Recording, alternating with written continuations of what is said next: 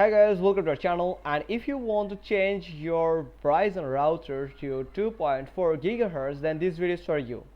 First, you have to sign into admin web GUI. That if you have Verizon router, then you can just easily log into admin web GUI. So remember the credentials, login credentials to your Verizon router.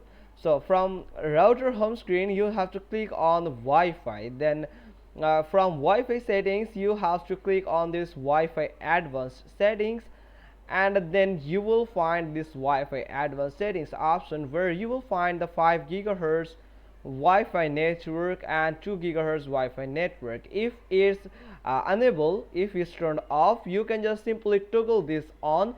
So toggle off for once to turn this on, so it will just change the router, or it will just enable 2.4 GHz Wi-Fi network for your Verizon router. Or if you want to disable 5 GHz Wi-Fi network, then you can just toggle on, toggle off this option here, so it will just disable the 5 GHz Wi-Fi network.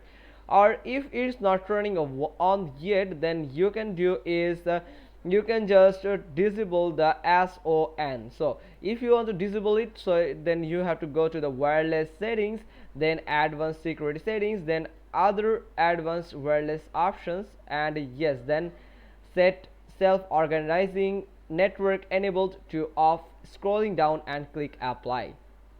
So that's how you can just change your Verizon router to 2.4 GHz actually.